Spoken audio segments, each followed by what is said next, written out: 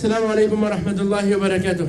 Biz Doğu Türkistan'da gençler olarak yaşanmakta olan gençlerimizin uğradığı faciayı dile getirmeden duramayız. Doğu Türkistan'da son günlerde bize ulaşan bilgilerde geleceğimiz olan çocuklarımızın, gençlerimizin Çince eğitimiyle, komünizm düşünce eğitimiyle, kendi hüviyetinden, kimliğinden, Müslümanlığından, milliyetinden ayrılmış bir şekilde yaşamaya mecbur bırakıldığını biliyoruz. Doğu Türkistan'da dünyanın gözü önünde gençlerimize yapılan işkenceye, zulme, sessiz kalınan dünyayı da görüyoruz. Doğu Türkistan'da şu anda çocuklarımız, gençlerimiz feryat etmekten dahi aciz iken dünyanın ses çıkarmadığını da görüyoruz. Özellikle İslam dünyasının, Müslümanların yeteri derecede ses çıkarmadığını görüyoruz. Biz Doğu Türkistanlı gençler olarak Müslüman kardeşlerimizi Allah'ın bir ve var olduğuna inanan, ahirete, cennete, cehenneme inanan Müslüman kardeşlerimize sessiz kalmayınız diyoruz.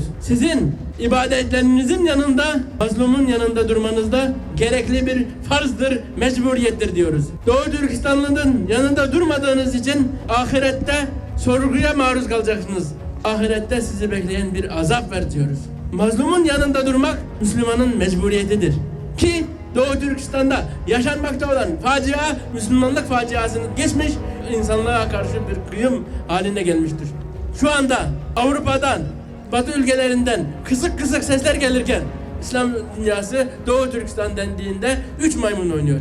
Biz Müslüman gençleri Doğu Türkistan meselesinde, Doğu Türkistan davasında bir uyanışa, bir kıyama davet ediyoruz. Doğu Türkistan gençleri olarak şu görmüş olduğunuz ay yıldızlı bayrağımızın önünde, Yaradan Rabbimizin evi olan şu kutsal camimizin huzurunda tüm dünyayı yoktan var eden Allah'a and içerek şunu söylüyoruz.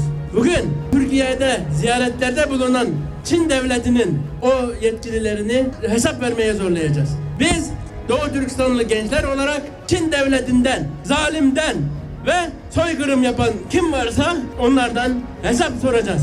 Biz Doğu Türkistanlı gençlerimizin, Doğu Türkistanlı bacılarımızın, kardeşlerimizin, Doğu Türkistan'daki camilerimizin, Kur'an-ı Kerim'imizin, mukaddesatımızın hesabını, intikamını muhakkak alacağız. Biz bu yeminimizi, bu andımızı sizlerin huzurunda yeniden tüm dünyaya haykırmak için buradayız. Biz Çin Dışişleri Bakanı Wang Yi'ye diyoruz ki Doğu Türkistan'da yaptığın soykırım bugün bitmeyecekse yarın biz bitirmeyi geliyoruz. Biz o zulmü durdurmak, oradaki işkenceyi, oradaki soykırımı durdurmak için hazırız, bekliyoruz. Sıramızı bekliyoruz, fırsatımızı bekliyoruz. Ve Yüce Allah'ımızdan bize o fırsatın verileceğini de adımız gibi biliyoruz. Çünkü zalimin devam olmayacağı Kur'an-ı Kerim'in bize verdiği bir delildir. Zalim abad olmaz ve zalimi yok edecek olan gençler şu an sahalarda, meydanlarda hazır diyorum ve sizleri saygıyla selamlıyorum. Esselamu Aleyküm.